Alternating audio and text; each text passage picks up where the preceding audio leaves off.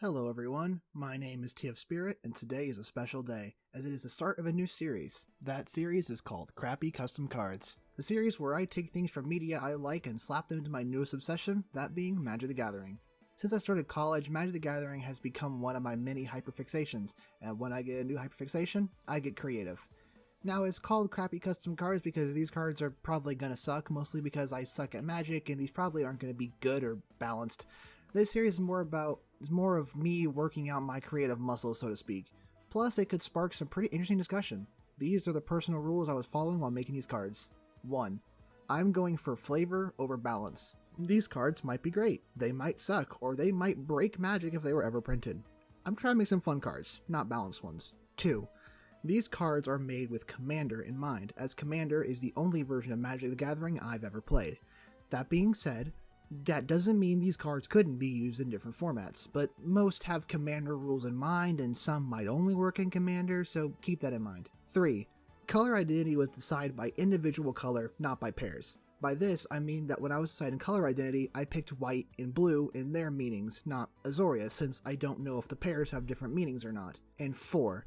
While I tried to be creative and unique, there are thousands of Magic cards, so there's a real possibility that whatever I put on these cards already exists.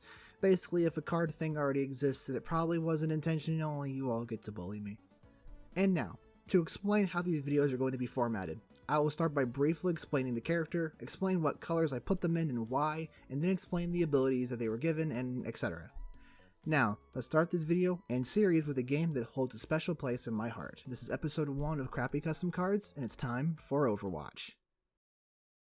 We're going to start with the DPS characters, as it's my most played role and the role of my favorite character, Venture. Venture, real name Sloan Cameron, is an archaeologist voiced by the amazing Valeria Rodriguez. Their abilities in game revolve around the Smart Excavator, aka Big Drill. This rock-eating goober has drilled their way into my heart, so they are the first to get a custom card. First, let's talk about the color identity. I put Venture in green, red, and blue, or Tamir. I think there's like 2 of these. So, why green, red, and blue? Well, green is the color of those who love nature and are in tune with it, wanting to coexist with it instead of trying to change it. Green is usually given to animals and people who draw their power from nature or things that involve growth. As an archaeologist and spending so much time underground, Venture is very much a nature person, wanting to conserve and protect ancient artifacts for history. Blue is the color of curiosity and logic, thinking that anyone can be anything as long as they work hard enough. This is the color of scholars and reality benders, and it is the color that is known for controlling the flow of combat with counters. As being said, Venture is an archaeologist. It's literally their job to learn and discover more about the world. Working with the Wayfinder Society, Venture has traveled the world to explore. They're also a massive nerd. Blue is nerd color. Finally, red is all about aggression, taking risks and trickery. Red is the color of sporadic, energetic people who believe in freedom above all. Venture is a very chaotic and carefree character. Tectonic Shock, their ultimate, literally rips the ground from under their enemies, and since all their abilities are close range, they have to throw themselves into the chaos. However, unlike someone like Junkrat, it's controlled chaos. It's part of them, not the whole thing. Alright, so what does Venture get? First off, they are 3/3 with Haste. Haste is a keyword that means that the creature can attack or do a tap ability right away, as normally a creature can't do anything the turn it enters. This is called Summoning Sickness, and Venture don't got time for that. As both a DPS character and a character with high mobility, it makes sense for Venture to be able to hit the ground running. Now, time for the unique thing. Whenever a historic spell is put onto your battlefield, put a +1/+1 counter on Venture. Since Venture is an archaeologist, I had to give them something with historic spells. Now, if you don't know what historic spells are, don't worry, I didn't know either. Historic spells are artifacts, sagas, or things with the legendary super type. Every time a bit of old dirt floats past Venture, they get stronger. Now, the second thing, Tectonic Shock, or their landfall ability. Whenever you play a land, Venture gains Trample until the end of turn. Trample is another special keyword that changes how combat damage is assigned. Usually, when you attack another player with a massive creature like a 50/50 or something crazy, they can block it with a 1/1 and not be dealt any damage. However, a creature with Trample will still assign the remaining damage so it can't be chump blocked. Commanders with Trample can be very scary, as while normal commander health is 40, it only takes 21 damage from a commander to knock an opponent out. I thought of this idea since Venture as a character is all about popping out and destroying a target, so more land means more ways to get around the enemy. Venture is going to hit the battlefield swinging, or drilling I guess, to try and make your opponent's ancient history. Now, time for the poster child of Overwatch. Lena Oxton, aka Tracer, voiced by the great Kara Theobald. Tracer is the most well-known character in Overwatch, and she is on most if not all the promotional material. Honestly, more people probably know about Tracer without knowing where she's from. Her in-game abilities were all about blinking and rewinding time. For her color identity, I went with red and white, or Boros. Now, I know that I could have given Tracer blue due to her time abilities, but blue is the color of academics and scholars alongside reality warpers. I just don't see Tracer fitting that category, but I could definitely understand why people would think she belongs in blue. Anyways, Tracer is in red due to her energetic nature. She's not afraid to go off script or crack a joke, and she's someone who is more than willing to throw themselves into the fray. White, to put it simply, is the color of heroes. People that value peace and unity and are willing to die for it. Most cards in this video are in white, as Overwatch as a team was made to help protect people. They're heroes. So, what does Tracer have? First off, she's a 3-3 with flash and flanking. Flash is a keyword that lets you play this spell during other people's turns. Basically, it means that your card is an instant and can be played whenever as long as you have the mana for it. Flash on Tracer should be obvious with her speed and blinking through time. Flanking is an old-ass keyword that hasn't been reused in a very long time. Whenever a creature without flanking blocks a creature with flanking, they get a -1/-1 counter. Tracer is an amazing flanker in Overwatch, probably the best. She doesn't have the raw damage to be the biggest frontline threat, but if she gets in your backline, your team will crumble. Next up, Recall.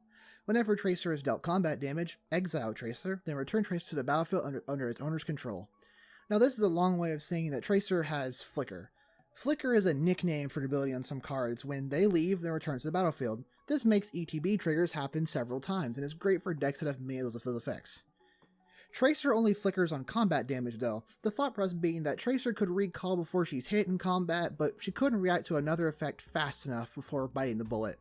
Like, how a Tracer could recall after getting a little hurt, but can't recall a one-shot headshot. Tracer is the queen at being a constant, annoying threat that won't be the reason you die, but she will help others make your time in the game come to a stop. Lastly, for DPS, my old main, Jameson Fox, aka Junkrat, voiced by the amazing Chris Parson. Junkrat is a destructive psychopath, flying with explosives making you wish you were just fighting a Pharah instead. Junkrat is mono red, as he is an agent of chaos. He does what he wants, when he wants, with no regard for safety or planning. I mean, if your opponent's dead, they can't fight back, right? So what can Junkrat do? He's a 3-2 and has Blitz. Blitz is a keyword introduced in Streets of New Capenna that lets you play a card for cheaper costs and give it haste with a trade-off that is sacrificed at the end of the turn. However, Junkrat wants to be bouncing from the command zone to the field because of total mayhem. Whenever Junkrat dies, choose a player at random. Damage equal to Junkrat's power is dealt to a creature that player controls. If that player doesn't control a creature, that damage is dealt to them instead. You also may have noticed that there is another thing on that card. Partnered with Roadhog, Apocalyptic Enforcer. Some cards have partners where they both act as your commanders and can be summoned. So let's move to the next segment and look at who can reign in Junkrat's chaos. It's tank time, and we're starting with Mako Rutledge, aka Roadhog, voiced by Josh Petersdorf. Roadhog is a big, beefy monster that can deal as much damage as he can take. With a heal on standby and one of the most destructive abilities in the game, he's a dangerous force on the battlefield. Roadhog is in black and blue, or Dimir. Black is usually considered the color of evil, but that's misleading. Sure, a lot of evil people have black as part of their color identity, but black is mostly about success by any means. Black has a very cynical worldview, and at its core philosophy is that of self-determination. While black is the color of slashers and necromancers, it's also the color of businessmen and opportunists. Roadhog falls in the latter. He's far from evil, he just wants to ensure his own life first. Blue might be weird, but Roadhog is surprisingly intelligent, and you have to have a cool head when Junkrat's your best friend. Roadhog is a 2-5 with no keywords. For abilities, I have to ask, what is the one thing that Roadhog is frustratingly good at? That's right, hooking you just as you're about to ult. I swear, playing Roadhog enough, and you develop a sixth sense when someone's about to ult, and your hand magically throws the hook to ruin their day. By paying a black and tapping Roadhog, you gain control of a target attacking creature, then you make them attack something else. At the end of the turn, you give them back. This damn hook has ruined so many clippable moments, and now it's going to ruin a game-winning swing out. Our next tank is the man you think of when you hear Chivalry. Reinhardt Wilhelm, voiced by the great Darren DePaul. Reinhardt is the second closest thing you can get to actually playing as a tank in this game. With a giant shield, a giant body, and a giant hammer, Reinhardt proves to the enemy team that a gun isn't needed to level the playing field. Rein is in white, blue, and green, or Bant. White is obvious, he's a hero of both Overwatch and as a Crusader. Blue and green are potentially odd choices. Reinhardt is very technologically enhanced with his armor, letting him kind of fall into blue. However, he literally went to war to kill Omnics, aka robots, so he kind of falls into green. Honestly, Rein was a tough one for me, and while I am putting him in Bant colors, I could totally see him just being mono white or even white red.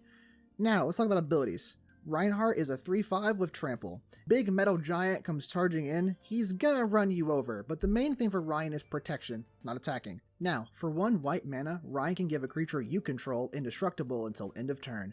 Indestructible permanents can't be removed by damage, but can still be sacrificed or removed via exile. Rein also gives himself Defender and -3/+5 until end of turn.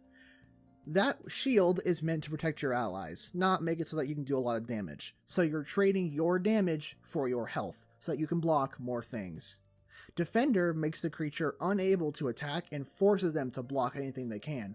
Ryan and his shield gives great cover to his allies while limiting his combat abilities. Ryan is the wall of the team, keeping them, and by extension you, safe at all costs. Our next and final tank is the exact opposite of Ryan. Why protect if the enemy is throwing out a respawn screen? Introducing Hannah Song, aka Diva, voiced by the great Charlotte Chung. Diva is Diva. She is a streamer, hyped up on caffeine who was given keys to a mecha, and she is really good at being flashy and annoying to fight. Diva is in red, blue, and white, or Jeskai. White should be obvious at this point. Diva fits red due to her chaotic and cocky attitude. However, Diva is also very intelligent and a natural-born leader, putting her in blue. So let's talk abilities. Diva is a 2-2 with no keywords. When Diva enters the battlefield, search your library and graveyard for Tolki and put it into your hand, then shuffle your library. If Tolki is already in your hand, you may play it without paying its mana cost. I'll talk about Tolki in a minute, but this ability is meant to recreate the endless amount of mechs Diva seems to have. Next up, Mecha Leader. Vehicles in your hand gain Convoke. Convoke is a keyword that lets you tap creatures to replace some colorless mana. Finally, Self-Destruct. Sacrifice a vehicle. Deal damage to target opponent or creature equal to the sacrificed vehicle's toughness. This adds to my headcanon that any vehicle Diva gets in will just randomly explode. Now, we mentioned Tolki a lot, so let's talk about it. Tolki is a 5-5 with flying and haste. This mech can fly, and it's pretty fast, should be clear, right? First off, Mech Drop. When Tolki enters the battlefield, destroy target creature. This references the funny deaths you can get by squishing somebody with the mech. Then we have Defense Matrix, a very fair ability that I have no issues with. For 3 mana, Tolki gains Indestructible until end of turn, and Crew 3 since it is a vehicle. Basically, until Tolki is crewed with creatures that are 3 mana in total, it isn't a creature, so it can't attack. Diva and Tolki are formidable opponents on the battlefield, with explosions and memes flying left and right. Now that we've gone through the DPS and the tanks, it's time for the true heroes of Overwatch, the supports. First up... Why the hell are you here? So I won't lie, I don't like Kiriko at all, for several game and petty reasons, but I won't deny that she is pretty interesting when looking through the lens of magic. Also, I made the card already for a random Fox VTuber, so let's do this properly and introduce Kiriko Komori, voiced by the amazing Sally Amaki. Kiriko was the first support added when jumping from Overwatch 1 to 2, and despite my issues with her, she's quickly become a fan favorite. I put her in white and red, aka Boros. We all know why with white, but I put her in red due to her desire for freedom and lighting her own path. Kiriko is a 2-2 with lifelink. Lifelink is a keyword that means all damage that you do will be given back to you in health, meaning you can do 2 damage, you gain 2 life. She has this because she is a healer, so it should be obvious. Next, all non-token Fox creatures you control gain lifelink. That means that any creatures with Fox in this little box gains lifelink. Finally, Kitsune Rush. Whenever you gain life, create X 2/2 white Fox creature tokens with Vigilance, where X is the amount of life gained. Vigilance is a keyword that makes it so that creatures don't tap when they attack, leaving them open to block. I mostly gave her these because I thought it'd be pretty funny, and she seems to have a lot of friends in this picture. Okay, I don't want to talk about Kiriko anymore. Let's talk about a character I actually like. Introducing Ana Amari, voiced by the amazing Aisha Salim. Ana is one of, at least in my opinion, the most dangerous supports to face if the player is good. Every ability Ana has can drastically change the outcome of a match. A clutch Sheep Dart, Anti, or Nano can completely change a match.